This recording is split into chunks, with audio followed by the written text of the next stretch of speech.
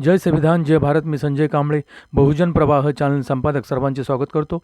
पुणे दिनांक 23/8/2026 रोजी सुरेखा विठ्ठल शिंदे राहणार मनेश्वर स्मशानभूमी तळेगाव दाभाडे येथील निराधार पीडित महिलेने पुणे जिल्हाधिकारी यांना निवेदन दिले आहे. निवेदनात असे नमूद केले आहे की दिनांक 19/8/2026 रोजी पावसाळ्यात माझी राहत असलेली झोपडी कुठलीही नोटीस न देता तळेगावचे नगराध्यक्ष संतोष दाभाडे यांनी JCB लावून झोपडी पाडली. कारण होते स्मशानभूमीत मोठा रोड होत आहे. झोपडीमध्ये मुलांचे शाळेंचे पुस्तके, वह्या, महत्त्वाची कागदपत्रे, मेणबत्ती, अगरबत्ती, माचीस बनवण्याचे लिक्विड साहित्य, एकूण 15,000 रुपयाचे साहित्य, जीवनावश्यक वस्तू, किराणा माल, भांडे, धुणी भांडी करून जमवलेले 5,000 ते 6,000 रुपये रोख रक्कम JCBच्या साहाय्याने नष्ट केले आहे. नगराध्यक्षांना अतिक्रमण पाडण्याचा अधिकार आहे का?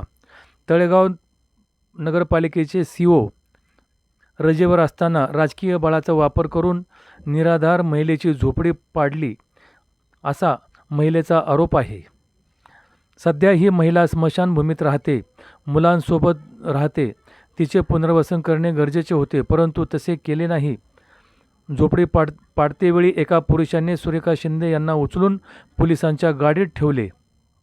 या तरुणावर विनयभंगाची केस दाखल व्हावी असाही अर्जामध्ये नमूद आहे.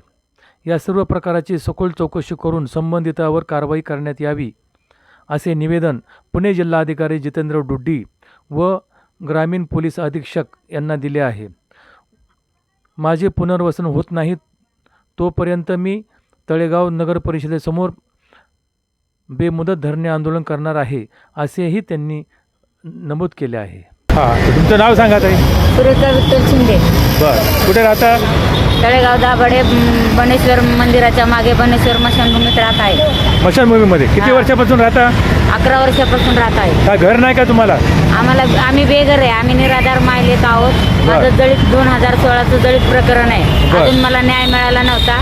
मी राहत्या जागेवर झोपडी माननीय मंत्री यांना आणि शासन मुख्यमंत्री प्रधानमंत्री यांना निवेदन देऊन राहत्या जागेवर झोपडी उभा केली होती. तर ती झोपडी माजी नगराध्यक्ष संतोष हरिभाऊ दाभाडे आणि आमदार सुनील अण्णा शेळके यांचे बंधू सुदाम शेळके या दोघांनी तोंडी येऊन रविवारी 15 ऑगस्टच्या दिवशी येऊन सांगितले की तुझी झोपडी 2 दिवसात काढ. आम्हाला रोड करायचा आहे, लोकांना पार्किंगला जागा नाही, त्यामुळं रोडसाठी आम्हाला तुझी झोपडी खाली करून पाहिजे. तर मला थोडीही सवलत न देता 2 दिवसांनी येऊन माझं मंगळवारी बुधवारी 19/8/2026 दुपारी येऊन बुलडोजर आणून झोपडी पूर्ण पाडण्यात मला जमीनदोस्त केली.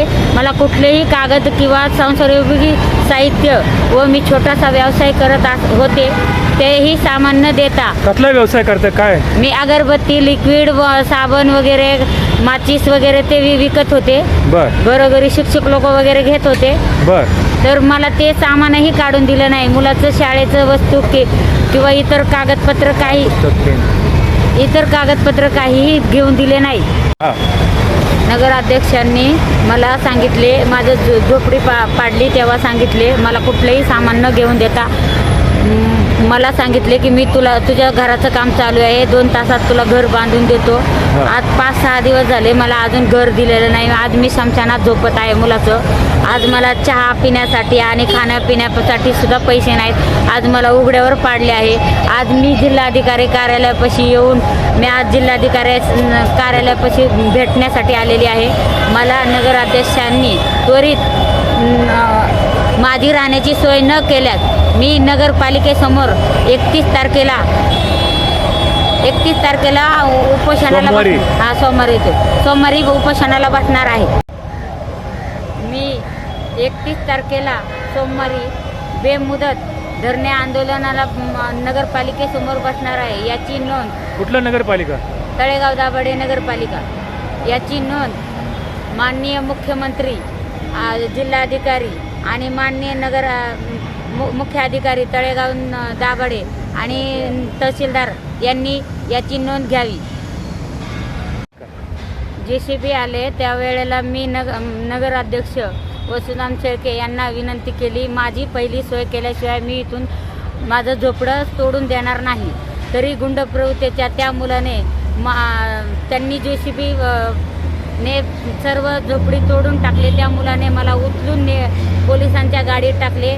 त्या मुलावर त्वरित संदीप गोटे या मुलावर विनयभंगाची कारवाई केली जावी व नगराध्यक्ष व सुदाम शेळके यांनी कुठल्या बळाच्या जोरावर ही कारवाई केली, कुठलीही पूर्वसूचना न देता माझी झोपडी तोडली. त्यांनीही मला बेघर केलं. त्यांनी कुणाच्या आदेशाने मला बेघर केले.